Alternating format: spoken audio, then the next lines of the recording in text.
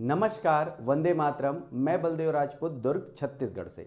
आज हम लोग बात करने वाले हैं कि कैसे आप बीएससी, बीए, बीकॉम और बीएचएससी करते करते ही कॉम्पिटिटिव एग्जाम की तैयारी कर सकते हैं। एक चीज याद रखिएगा, अगर आप बीएससी, बीए, बीकॉम और बीएचएससी कर रहे हैं और सिर्फ 3 साल या नेशनल एजुकेशन पॉलिसी आने के बाद अगर आप 4 साल सिर्फ इसमें देते हैं तो आपका काफ़ी ज़्यादा टाइम जो है वो वेस्ट हो जाएगा।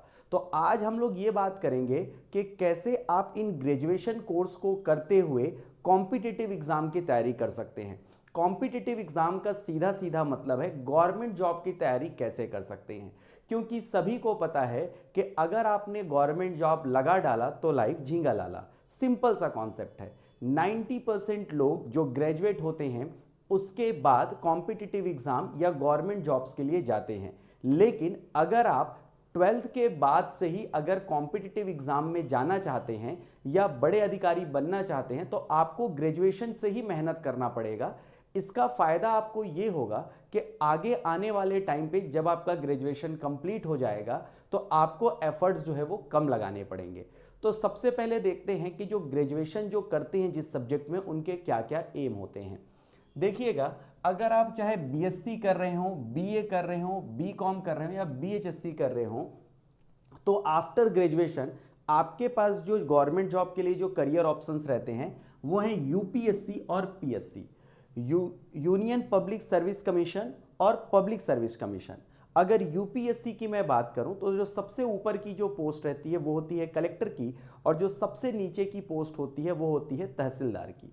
उसी प्रकार अगर मैं पीएससी की बात करूं तो जो सबसे ऊपर पोस्ट रहेगी वो रहेगी आपके डिप्टी कलेक्टर की, और जो सबसे छोटी पोस्ट होगी वो होगी नायब तहसीलदार की।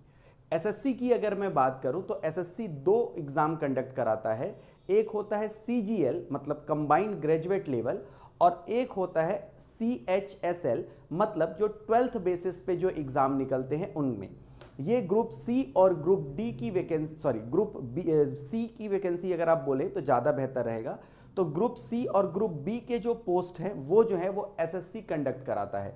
ग्रुप सी के जो पोस्ट हैं वो 12th बेसिस पे होते हैं, और जो ग्रुप आपके बी के पोस्ट जो रहते हैं वो जो हैं वो ग्रेजुएशन के बेसिस पे होता है, जिसे हम लोग सीजीएल बोलते हैं। इसी प्रकार से बैंक, एलआईसी और ईएसआईसी एग्जाम कंडक्ट कराता है। उसी प्रकार से आप टीचर की वैकेंसी के लिए अप्लाई कर सकते हैं। रेलवे अभी बहुत कम एग्जाम निकाल रहा है। इसका मतलब ये है कि आने वाले समय में जब भी रेलवे वैकेंसी निकालेगा तो बहुत ज़्यादा वैकेंसी निकलेंगी।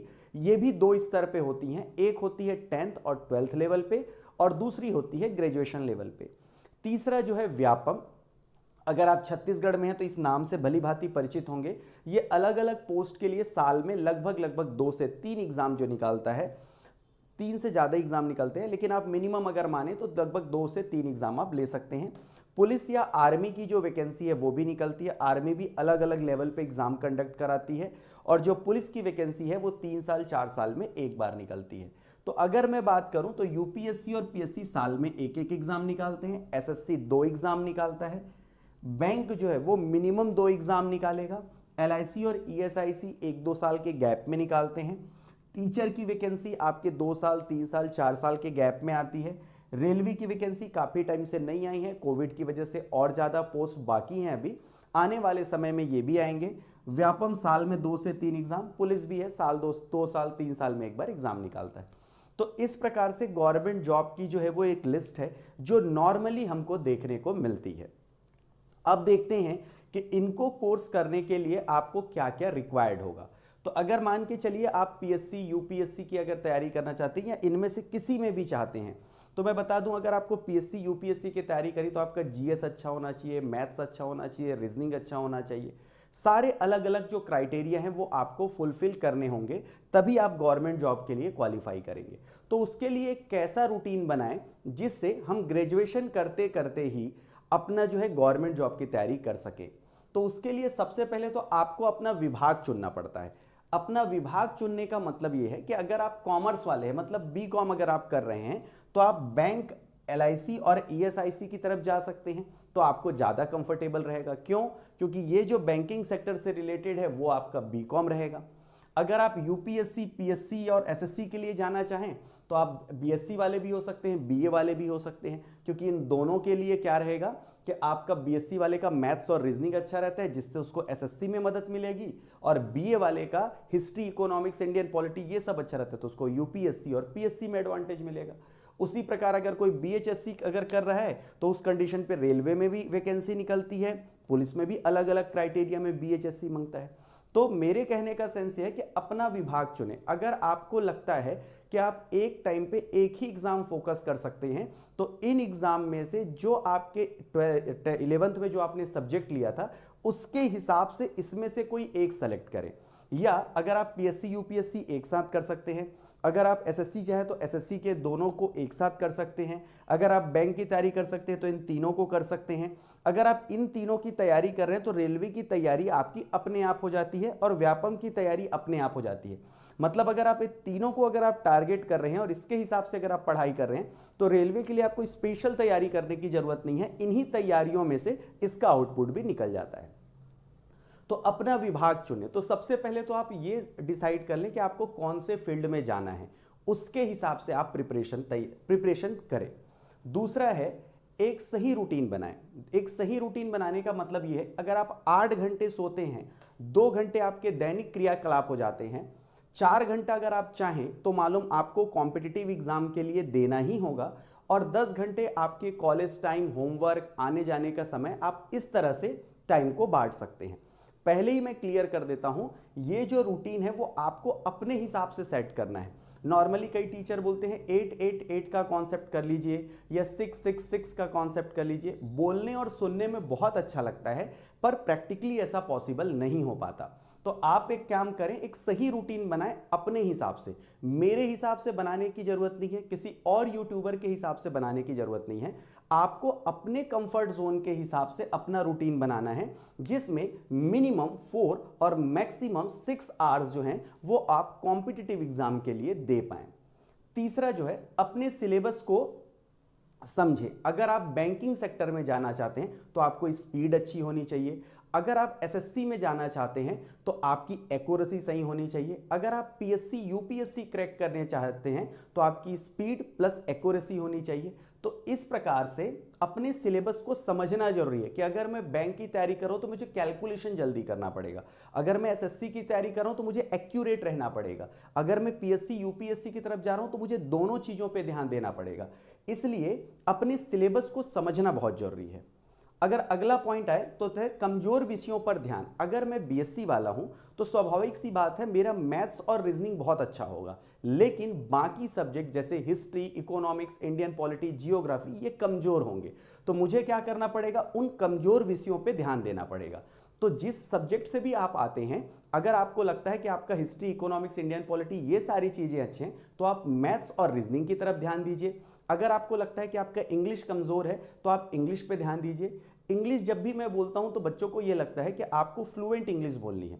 इंग्लिश बोलने से कोई मतलब नहीं है। 6वीं से लेके 12वीं तक जो अपने जो भी पढ़ाई की है उसी से रिलेटेड ग्रामर जो है वो घुमा घुमा के पूछे जाते हैं। अगर आपको उनके ग्रामर बहुत अच्छे से आते हैं तो आपको कोई भी तकलीफ नहीं होगी।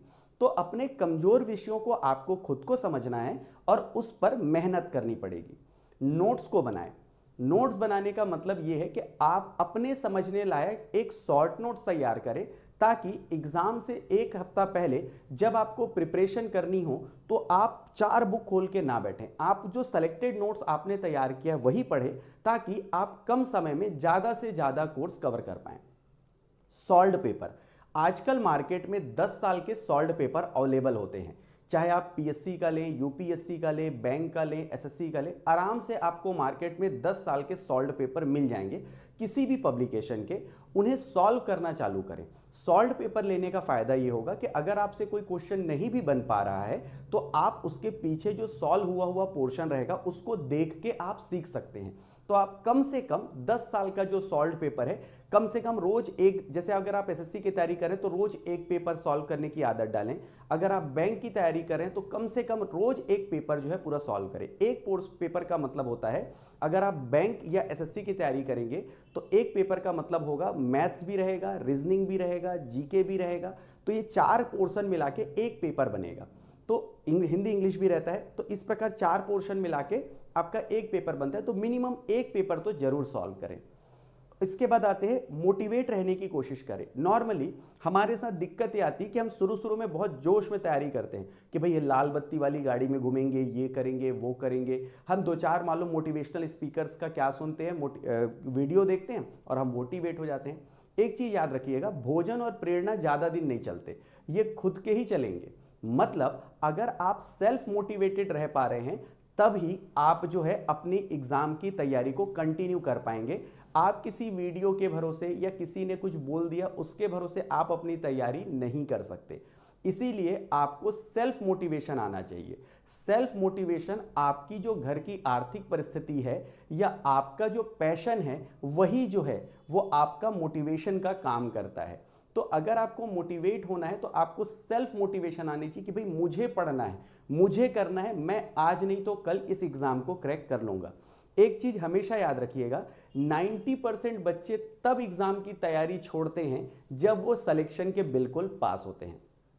इसीलिए आपके पास सेल्फ मोटिवेशन होना चाहिए और जो जिस सब्जेक्ट से रिलेट करता है आप उसी से पूछें।